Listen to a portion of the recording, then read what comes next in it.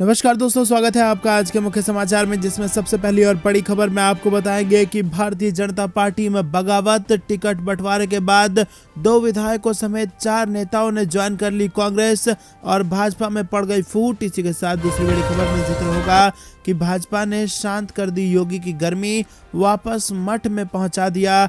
राजभर ने कसा उत्तर प्रदेश के चुनाव में बीजेपी पर तंज। और इसी के साथ तीसरी बड़ी खबर में आपको बताएंगे कि किसान नेता राकेश टिकैत ने फिर मोदी सरकार पर साधा निशाना, कहा किसानों से किया गया धोखा। चौथी बड़ी खबर में आपको बताएंगे कि पेगासस पर सरकार को घेरने की तैयारी में विपक्ष, संसद में अलग से चर्चा नहीं करवाएगी सरकार। पांचवी बड़ी खबर में आपको बताएंगे कि उत्तर प्रदेश में कांग्रेस का महिला सशक्तिकरण, डिजिटल मैराथन के जरिए हर लड़की तक पहुंचने की कोशिश। दोस्तों, हर एक खबर की गहराई में आपको ले जाएंगे, लेकिन उससे पहले अगर आपको भी ऐसा लगता है कि 2022 के उत्तर प्रदेश के चुनाव में भाजपा की उल्टी गिनती शुरू हो चुकी है, तो वीडियो को लाइक करके अपना समर्थन दर्ज कराइए। दोस्तों, 3000 लाइक के टारगेट को पूरा कराइए। साथ ही साथ अगर चैनल पर नए हैं तो लाल बटन को दबा के चैनल को सब्सक्राइब करके रख लीजिए और घंटी बजाकर कमेंट में लिखिए जय हिंद। दोस्तों, रुक करते हैं सबसे पहली और बड़ी खबर की तरफ। टिकट बंटवारे के बाद मणिपुर भाजपा में बगावत, 2 विधायकों समेत 4 नेताओं ने ज्वाइन कर ली कांग्रेस। जी हां दोस्तों, भाजपा विधायक विधानसभा चुनाव में टिकट हासिल करने में विफल रहने के एक दिन बाद सोमवार को कांग्रेस में शामिल हो गए। उनके साथ ही बीजेपी के वरिष्ठ नेताओं एन बीरेन और एन जय कुमार ने भी कांग्रेस का दामन थाम लिया। वहीं आपको बता दें कि मोइरंग सीट का प्रतिनिधित्व करने वाले शरद चंद्र ने भारतीय जनता पार्टी पर पुराने लोगों के बजाय नए लोगों को तवज्जो देने का आरोप लगाया। और दोस्तों, आपको बता दें कि पूर्व मंत्री बीरेन और जय कुमार ने भी टिकट न मिलने के बाद भाजपा का दामन छोड़ दिया है। तो दोस्तों, यहां पर भाजपा को मणिपुर में लग गया है बड़ा झटका और पार्टी में हो गई है जबरदस्त बगावत। रुक करते हैं अगली बड़ी खबर की तरफ। बीजेपी ने शांत कर दी योगी की गर्मी, वापस मठ में पहुंचा दिया। राजभर ने कसा तंज। जी हां दोस्तों, उत्तर प्रदेश में सभी राजनीतिक पार्टियां चुनावी रण में उतर चुकी है। साथ ही साथ बयानबाजियों का दौर भी जारी है। सोमवार को 5 विधानसभा सीटों पर टिकटों का ऐलान करने के साथ ही सुहेलदेव भारतीय समाज पार्टी के राष्ट्रीय अध्यक्ष ओम प्रकाश राजभर ने भी मुख्यमंत्री योगी पर तंज कसा। उन्होंने कहा कि भाजपा ने योगी की गर्मी शांत कर दी है, उन्हें वापस मठ में पहुंचा दिया है। मुख्यमंत्री योगी के 2 लड़ाकों के दंगे कराने वाले बयान पर राजभर ने कहा कि एक साइकिल चोर दूसरे को साइकिल चोर ही समझता है। वो यही नहीं रुके, उन्होंने कहा कि एक दंगाई दूसरे को दंगाई समझता है। भाजपा में सभी दंगाई हैं। मुख्यमंत्री योगी के तमंचाधारी के बयान पर राजभर ने कहा कि मुख्यमंत्री बनने के पहले योगी पर खुद आपराधिक मामले थे, वो खुद तमंचाधारी थे। मुख्यमंत्री योगी ने हाल ही में कहा था कि गर्मी शांत हो जाएगी। इस पर ओम प्रकाश राजभर ने कहा कि भाजपा वालों ने खुद योगी आदित्यनाथ की गर्मी शांत कर दी है। अयोध्या, मथुरा और काशी का टिकट मांगने पर भी योगी को टिकट नहीं दिया, जबकि वापस मठ में पहुंचा दिया। रुक करते हैं अगली बड़ी खबर की तरफ। किसान नेता राकेश टिकैत ने फिर मोदी सरकार पर साधा निशाना, कहा किसानों से किया गया धोखा। जी हां दोस्तों, किसान नेता राकेश टिकैत ने एक बार फिर केंद्र की नरेंद्र मोदी सरकार पर निशाना साधा है। उन्होंने आरोप लगाते हुए कहा कि मोदी सरकार ने पिछले साल 3 कृषि कानून को वापस लेने के अपने वादों को पूरा नहीं किया। वहीं देश के किसानों के साथ वादा खिलाफी कर किसानों के घाव पर नमक छिड़कने का काम किया गया है। किसानों के साथ हुए इस विश्वासघात से ये स्पष्ट है कि देश का किसान एक लंबे संघर्ष के लिए तैयार रहे। वहीं दोस्तों, राकेश टिकैत ने घोषणा करते हुए कहा कि सोमवार को विश्वासघात दिवस के रूप में मनाया जाएगा। उन्होंने भारत के एकमात्र बहुभाषी माइक्रो ब्लॉगिंग प्लेटफॉर्म कू पर उन्होंने शुद्ध हिंदी में पोस्ट किया। अपने वादों से पीछे हटकर सरकार ने किसानों के घाव पर नमक छिड़का है। ये विश्वासघात स्पष्ट करता है कि भारत के किसानों को चाहिए एक लंबे और कठिन परिश्रम के लिए तैयार रहो। वहीं अपनी बात को रेखांकित करने के लिए किसान नेता ने हैशटैग विश्वासघात दिवस का इस्तेमाल किया। बता दें कि नवंबर 2021 में पीएम मोदी ने घोषणा की थी कि किसानों के लंबे आंदोलन के बाद केंद्र 3 विवादास्पद कृषि कानूनों को वापस लेगा। दोस्तों, रुक करते हैं अगली बड़ी खबर की तरफ। पेगासस पर विपक्ष ने सरकार को घेरने की तैयारी, संसद में अलग से चर्चा नहीं करवाएगी सरकार। जी हां दोस्तों, पेगासस जासूसी कांड पर देश में बवाल मच चुका है और अमेरिकी अखबार के खुलासे के बाद विपक्ष केंद्र सरकार को घेर रहा है। कई आरोप लगाए जा रहे हैं। समझा जा रहा है कि संसद सत्र में ये मुद्दा जोर शोर से उछलेगा, लेकिन सरकार ने पहले ही साफ कर दिया है कि वो इस मुद्दे पर चर्चा नहीं करवाएगी। संसदीय कार्य मंत्री प्रहलाद जोशी ने सोमवार को कहा कि पेगासस मुद्दे पर अब अलग से चर्चा की जरूरत नहीं है, क्योंकि ये विषय न्यायालय में विचाराधीन है। उन्होंने ये भी कहा कि अगर विपक्षी दल के सदस्य चाहें तो राष्ट्रपति के अभिभाषण पर धन्यवाद प्रस्ताव पर चर्चा में भाग लेते हुए कोई भी मुद्दा उठा सकते हैं। जोशी ने डिजिटल तरीके से आयोजित सर्वदलीय बैठक के बाद पत्रकारों से कहा कि बैठक में 25 पार्टियों के नेता शामिल हुए और रक्षा मंत्री और लोकसभा के उपनेता राजनाथ सिंह ने बैठक में सरकार का प्रतिनिधित्व किया। दोस्तों, रुक करते हैं अगली बड़ी खबर की तरफ। उत्तर प्रदेश में कांग्रेस का महिला सशक्तिकरण डिजिटल मैराथन के जरिए हर लड़की तक पहुंचने की है कांग्रेस पार्टी की कोशिश। जी हाँ दोस्तों, आपको बता दें कि उत्तर प्रदेश में जीत हासिल करने के लिए कांग्रेस महिलाओं के लिए अलग वादे कर रही है। राज्य में कांग्रेस की लड़की हूँ लड़ सकती हूँ नारे के साथ चुनावी मैदान में कांग्रेस उतरी है और पार्टी अब महिला सशक्तिकरण और राजनीति में महिलाओं की भागीदारी बढ़ाने के लिए हर दिन नए तरीके अपना रही है। चुनाव आयोग द्वारा फिजिकल रैलियों पर रोक लगाए जाने के बाद भी कांग्रेस डिजिटल मैराथन के जरिए लाखों छात्राओं तक पहुंच रही है। लड़की हूँ लड़ सकती हूँ मैराथन के जरिए पार्टी अब तक लाखों लड़कियों तक पहुंच चुकी है और ये सिलसिला अभी भी लगातार जारी है। राजनीति में महिलाओं को 40% टिकट, महिलाओं के लिए अलग घोषणा पत्र, छात्राओं के लिए स्मार्टफोन के साथ ही स्कूटी के साथ साथ कांग्रेस महिलाओं के लिए अलग अलग योजनाओं पर विचार कर रही है। खास बात यह है कि मैराथन में लड़कियों की भीड़ को देखकर कांग्रेस का उत्साह बहुत बढ़ गया है। हालांकि कोरोना की वजह से फिजिकल मैराथन को बीच में ही रोकना पड़ा और इसके बाद भी कांग्रेस महासचिव प्रियंका गांधी का हौसला कम नहीं हुआ। पार्टी अब डिजिटल रैलियों और मैराथन के जरिए लड़कियों से जुड़ रही है। दोस्तों, करते हैं अगली बड़ी खबर की तरफ। राष्ट्रपति के अभिभाषण पर कांग्रेस ने साधा निशाना, कहा इसमें कुछ नया नहीं, ये सरकार की विफलता का है भाषण। जी हाँ दोस्तों, कांग्रेस ने सोमवार को आरोप राष्ट्रपति के अभिभाषण को विफलता का भाषण करार देते हुए सोमवार को आरोप लगाया कि इसमें कुछ भी नया नहीं था और सरकार द्वारा जो वादे किए गए थे उनको पूरा करने के संदर्भ में कुछ नया नहीं कहा गया। राज्यसभा में नेता प्रतिपक्ष मल्लिकार्जुन खड़गे ने कहा कि इस सरकार ने 2022 तक 4 करोड़ घर बनाने का वादा किया था और इसका इस अभिभाषण में उल्लेख नहीं है। ये भी कहा था कि किसानों की आय 2022 तक दुगनी हो जाएगी, इस बारे में भी कुछ नहीं कहा गया। श्रम से जुड़े काले कानूनों के बारे में भी कुछ नहीं कहा गया। अनुसूचित जाति और अनुसूचित जनजाति के बच्चों के लिए छात्रवृत्ति बढ़ाने को लेकर जो वादा किया गया था वो नहीं किया गया। उन्होंने आरोप लगाया कि पहले जो भी वादे किए गए थे उनको पूरा नहीं किया गया है। केंद्र सरकार में कई पद खाली हैं, रेलवे की नियुक्ति में धांधलियां हो गई है और उस बारे में कुछ नहीं कहा गया और इस भाषण में कुछ नया नहीं है। ये सरकार की विफलता का भाषण है। दोस्तों, रुक करते हैं अगली बड़ी खबर की तरफ। चुनाव आयोग का बड़ा फैसला, 1000 लोगों की सभा को दी अनुमति। जी हाँ दोस्तों, आपको बता दें भारत निर्वाचन आयोग ने आगामी विधानसभा चुनाव के मद्देनजर नई गाइडलाइन जारी की है और इसके मुताबिक अब डोर टू डोर कैंपेन के लिए 10 की जगह 20 लोगों की इजाजत होगी। वहीं इंडोर बैठक में अब 300 की जगह 500 लोग शामिल हो सकते हैं।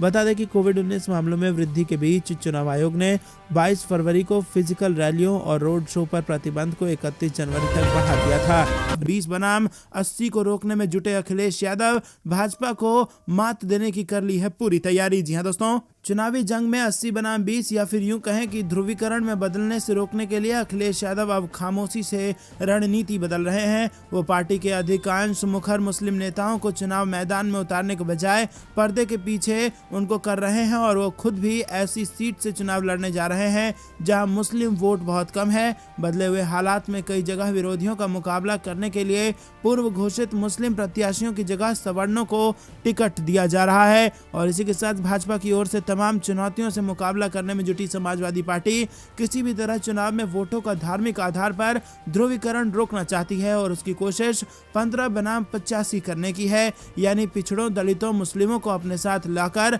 सवर्णों में भी सेंधमारी यह इसमें शामिल है। वहीं सपा में शामिल हुए स्वामी प्रसाद मौर्य इसका संकेत दे चुके हैं और अलग अलग पिछड़ी जातियों में थोड़ा थोड़ा आधार रखने वाले नेताओं को साथ लाकर सपा ओबीसी समीकरण तैयार किया है और इसमें सावित्रीबाई फुले, इंद्रजीत सरोज समेत कई सारे नेताओं के जरिए दलित वोट में भी सेंधमारी की कोशिश की जा रही है। समाजवादी पार्टी मान रही है कि मुस्लिम वोटों में अधिकांश हिस्सा उसे ही मिलेगा, ऐसे में मुस्लिम प्रत्याशी उतारने का रिस्क ज्यादा नहीं लिया जाए। रुक करते हैं अगली बड़ी खबर की तरफ। जिनका नाम इतिहास में नहीं होता वही इतिहास बदलना चाहते हैं। अखिलेश यादव ने लिया अमर जवान की लौ को वापस जलाने का संकल्प। जी हाँ दोस्तों, आपको बता दें कि अमर जवान ज्योति का नेशनल वॉर मेमोरियल में विलय करने को लेकर विवाद थमने का नाम नहीं ले रहा है और अब इसे लेकर सपा अध्यक्ष अखिलेश यादव ने केंद्र पर निशाना साधा है। और इतना ही नहीं, अखिलेश यादव ने इसे फिर से जलाने का भी ऐलान किया है और इससे पहले कांग्रेस नेता राहुल गांधी ने भी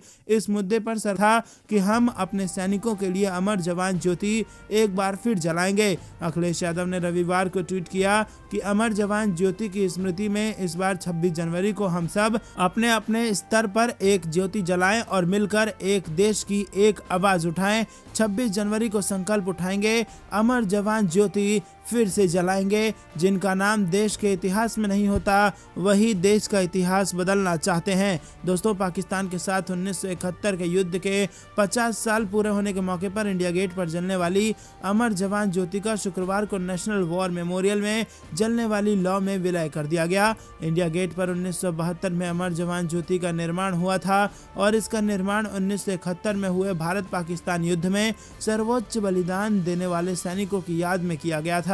लेकिन अब इंडिया गेट पर अमर जवान ज्योति जलती हुई नजर नहीं आएगी। दोस्तों, राष्ट्रीय युद्ध स्मारक में अमर जवान ज्योति की लौ को विलय करने के फैसले पर कांग्रेस ने सवाल उठाए हैं। राहुल गांधी ने ट्वीट कर लिखा था कि बहुत दुख की बात है कि हमारे वीर जवानों के लिए जो अमर ज्योति जलती थी उसे आज बुझा दिया जाएगा। कुछ लोग देश प्रेम और बलिदान नहीं समझ सकते, कोई बात नहीं, हम अपने सैनिकों के लिए अमर जवान ज्योति एक बार फिर से जलाएंगे। दोस्तों, करते हैं अगली बड़ी खबर की तरफ, जिसमें आपको बता दें कि अखिलेश यादव की पार्टी ने जारी कर दिया है 30 स्टार प्रचारकों की लिस्ट और मुलायम सिंह इसमें सबसे ऊपर। चाचा शिवपाल रहे नदारद। दोस्तों, उत्तर प्रदेश विधानसभा चुनाव के लिए समाजवादी पार्टी की ओर से स्टार प्रचारकों की पहली लिस्ट जारी कर दी गई है। इस लिस्ट में 30 प्रचारकों के नाम शामिल किए गए हैं और इसमें मुलायम सिंह यादव, अखिलेश यादव के साथ हाल ही में भाजपा छोड़कर सपा में शामिल हुए स्वामी प्रसाद मौर्य का नाम भी शामिल है।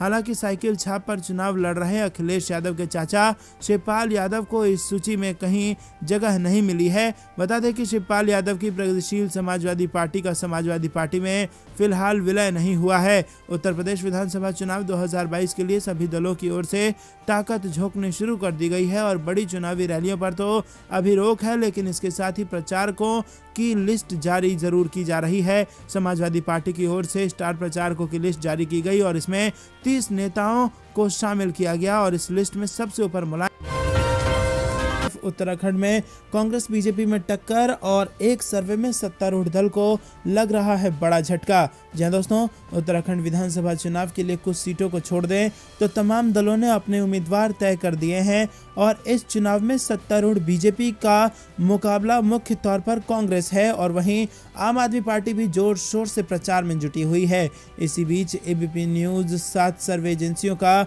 ओपिनियन पोल एक साथ लेकर आया है। आपको बता दें दोस्तों कि सर्वे के मुताबिक राज्य विधानसभा चुनाव में कांग्रेस और बीजेपी के बीच कड़ी टक्कर हो सकती है और इसी के साथ दोस्तों कुछ और सर्वे भी आ रहे हैं जिसमें ये दिखाया जा रहा है कि भारतीय जनता पार्टी को जबरदस्त नुकसान चुनाव में होने वाला है। एक सर्वे तो भाजपा को मात्र 30 सीटें दे रहा है, वहीं कांग्रेस को 36 सीटें भी दे रहा है उत्तराखंड के विधानसभा के चुनाव में। दोस्तों, आपको बता दें कि यहाँ पर सरकार बदलने की ओर इशारा कर रहे हैं कई सारे सर्वे, और कांग्रेस की फिर से बन सकती है सरकार। आपको क्या कुछ लगता है कमेंट में जरूर बताइए। रुक करते हैं अगली बड़ी खबर की तरफ। राहुल गांधी ने गणतंत्र दिवस पर किया ट्वीट, फोकस में रखा अमर जवान ज्योति का मुद्दा और कर रहे हैं इसके विलय करने का कड़ा विरोध। जी हां दोस्तों, कांग्रेस के वरिष्ठ नेता राहुल गांधी ने ट्वीट कर देश को गणतंत्र दिवस की शुभकामनाएं दी। उन्होंने कहा कि 1950 में गणतंत्र दिवस पर हमारे देश ने आत्मविश्वास के साथ सही दिशा में पहला कदम उठाया था। सच्चाई और समानता के उस पहले कदम को सलाम। हालांकि बुधवार को किए गए उनके ट्वीट का मुख्य आकर्षण उनके ट्वीट के साथ की तस्वीर थी, और यह अमर जवान ज्योति का एक उदाहरण था जिसे 21 जनवरी 400 मीटर दूर राष्ट्रीय युद्ध स्मारक में शाश्वत ज्वाला के साथ मिला दिया गया था। इसी के साथ दोस्तों आपको बता दें कि गांधी के नेतृत्व वाली कांग्रेस ने केंद्र के इस कदम का कड़ा विरोध किया था। राहुल गांधी ने इस कदम पर दुख और निराशा व्यक्त की थी, और राहुल गांधी ने एक ट्वीट में कहा था कि ये बहुत दुख की बात है कि हमारे बहादुर सैनिकों के लिए जलती हुई अमर लौ आज बुझ जाएगी। गणतंत्र दिवस पर उनके ट्वीट ने फिर केंद्र के फैसले की अवहेलना का संकेत दिया। राहुल गांधी ने इससे पहले एक ट्वीट में कहा था कि हम एक बार फिर अपने जवानों के लिए अमर जवान ज्योति जलाएंगे। दोस्तों रुक करते हैं अगली बड़ी खबर की तरफ। 10 मार्च को बजेगा गाना चल सन्यासी मंदिर में, ओम प्रकाश राजभर ने उड़ाया मुख्यमंत्री योगी का मजाक। जी हां दोस्तों, उत्तर प्रदेश विधानसभा के चुनावी मैदान में उतरने के लिए सभी पार्टियां तैयार हैं। 10 फरवरी को पहले चरण का मतदान होने वाला है। पूरा विपक्ष इस बात का दावा कर रहा है कि योगी आदित्यनाथ 10 मार्च को मुख्यमंत्री हाउस से गोरखपुर जाने के लिए अपना सामान पैक करने वाले हैं। बीजेपी छोड़ सपा में आए स्वामी प्रसाद मौर्य का कहना है कि जब तक वो बीजेपी को सत्ता से उखाड़कर फेंक नहीं देते तब तक वो चैन से वहां नहीं बैठेंगे। ओम प्रकाश राजभर ने भी योगी आदित्यनाथ का मजाक उड़ाते हुए कहा कि 10 मार्च को एक ही गाना बजेगा। दरअसल न्यूज़ 24 को दिए गए इंटरव्यू में ओम प्रकाश राजभर ने कहा कि पहली बार उत्तर प्रदेश की राजनीति में ऐसा नेता रहा जो कैबिनेट मंत्री से इस्तीफा दे दिया और बीजेपी का साथ देने से इनकार किया। राजभर ने कहा कि मंत्री पद से इस्तीफा देने के साथ ही प्रण कर लिया कि जब तक बीजेपी को सत्ता से बाहर नहीं कर दूंगा तब तक मैं चैन से नहीं बैठूंगा। इस पर जब ओम प्रकाश राजभर से पूछा गया कि स्वामी प्रसाद मौर्य भी ऐसा ही दावा कर रहे हैं, उन्होंने भी बीजेपी को सत्ता से हटाने के लिए प्रण लिया है। इस पर ओम प्रकाश राजभर ने कहा कि स्वामी प्रसाद मौर्य, दारा सिंह चौहान, धर्म सिंह सैनी और ओम प्रकाश राजभर हम लोग जब बसपा में थे तब बसपा की सरकार बनी और अब बसपा की कहाँ है। हम बीजेपी में गए, बीजेपी की सरकार बनी और अब सपा में है तो सपा की सरकार बनेगी और बीजेपी की विदाई तय होगी। दोस्तों करते हैं अगली बड़ी खबर की तरफ। भीषण ठंड में प्रदर्शन कर रहे अभ्यर्थियों की मजबूरी कौन समझेगा। बिहार में रेल भर्ती परीक्षा के नतीजों पर कांग्रेस और आरजेडी ने केंद्र सरकार को घेरा। जहां दोस्तों बिहार में रेलवे भर्ती की ग्रुप डी और एनटीपीसी परीक्षा के नतीजों के बाद राज्य के अलग अलग जिलों से अभ्यर्थियों का उग्र प्रदर्शन सोमवार की रात से जारी है और प्रदर्शन की आंच राजधानी पटना से शुरू होकर नालंदा, नवादा, बक्सर और आरा तक पहुंच गई है। नाराज अभ्यर्थियों ने मंगलवार की सुबह से ही इन जिलों की रेलवे स्टेशन पर डेरा जमा लिया है और ट्रेनों को रोककर जमकर प्रदर्शनों का आरोप है कि रेलवे भर्ती बोर्ड ने परीक्षा के बाद नियमों में बदलाव किए जो बिल्कुल सही नहीं है। अभ्यर्थियों का आरोप है कि इस भर्ती में पैसों का भी जमकर खेल चला है, लेकिन इसी बीच बिहार कांग्रेस और आरजेडी ने सरकार पर इस मुद्दे को लेकर हमला बोल दिया है। रुक करते हैं अगली बड़ी खबर की तरफ। कोरोना की तीसरी लहर के दौरान सुप्रीम कोर्ट के 13 जजों सहित 400 कोर्ट कर्मचारी पाए गए positive. Chief justice of India ने दी चेतावनी। जी हां दोस्तों, देश में कोरोना महामारी की तीसरी लहर ने काफी कहर ढा दिया है और इस जानलेवा महामारी ने आम आदमी ही नहीं नेताओं और अभिनेताओं को भी चपेट में लिया। वहीं मंगलवार को chief justice of India NV Ramana ने बताया कि महामारी की तीसरी लहर के दौरान सुप्रीम कोर्ट के 13 न्यायाधीश और अदालत के 400 कर्मचारी कोरोना संक्रमित हुए। गौरतलब है कि चीफ जस्टिस ऑफ इंडिया ने यह खुलासा तब किया है जब एक वकील ने शिकायत की है कि उनके मामले में रजिस्ट्री द्वारा सुनवाई के लिए तत्काल सूचीबद्ध नहीं किया गया था। Chief justice of India Ramana ने वकील से कहा कि यदि आप समस्या नहीं जानते तो हम क्या कर सकते हैं। रजिस्ट्री में 400 लोगों को कोविड मिला और 13 न्यायाधीशों का कोविड टेस्ट पॉजिटिव आया। हमारे शरीर के सहयोग नहीं करने के बावजूद हम बैठे हैं और मामले की सुनवाई कर रहे हैं। आपको ये समझना चाहिए। रुक करते हैं अगली बड़ी खबर की तरफ। यूपी में कौन सी पार्टी बनाएगी अगली सरकार, इसको लेकर राकेश टिकैत ने दिया जवाब। जी हाँ दोस्तों, भारतीय किसान यूनियन के राष्ट्रीय प्रवक्ता राकेश टिकैत ने कहा कि राज्य में हिंदू, मुसलमान और जिन्ना पर बयानबाजी को राज्य विधानसभा चुनाव तक ही जीवित रखा जाएगा। उन्होंने अपने समर्थकों और किसानों को आगाह किया कि ऐसे विभाजनकारी बयानों से प्रभावित न हो जो केवल राजनीतिक लाभ के लिए हैं। टिकैत ने अलीगढ़ में मीडिया से बात करते हुए कहा कि प्रचार महज 2.5 महीने का है। उन्होंने कहा कि लोगों को सरकारी मंच के नेताओं द्वारा दिए जा रहे बयानों से सावधान रहना चाहिए। हालांकि मैं भविष्यवाणी नहीं कर सकता हूं कि कौन सी पार्टी अगली सरकार बनाएगी, लेकिन लोग निश्चित रूप से ऐसे लोगों। और टिकैत ने कहा कि किसान सरकार से निराश है क्योंकि उन्हें अपनी फसल को अधिक कीमत पर बेचने के लिए मजबूर किया जा रहा है। उन्होंने कहा कि वो आगामी विधानसभा चुनाव में अपनी पसंद के महत्व के बारे में पूरी तरह से जागरूक हैं और उन्हें किसी प्रोत्साहन की आवश्यकता नहीं है। राकेश टिकैत ने कहा कि सरकार के 3 विवादास्पद कृषि कानूनों के खिलाफ किसान आंदोलन के समय दिल्ली में 13 महीने का प्रशिक्षण उनके लिए ये तय करने के लिए पर्याप्त था कि उन्हें क्या करना है। 21 जनवरी को एक विशाल किसान विरोध निर्धारित है क्योंकि न्यूनतम समर्थन पर सीमित कीमत अभी केंद्र द्वारा तय नहीं की गई है। वहीं जिस देश में राजनीतिक नेता जाति और धर्म के नाम पर वोट मांगते हैं वो देश कभी आगे नहीं बढ़ सकता है। इसी के साथ तो दोस्तों ये थी दिन भर कुछ बेहतरीन और बड़ी खबरें। तक बने रहने के लिए बहुत बहुत धन्यवाद। देख रहे थे आपका अपना चैनल। जय हिंद, जय भारत।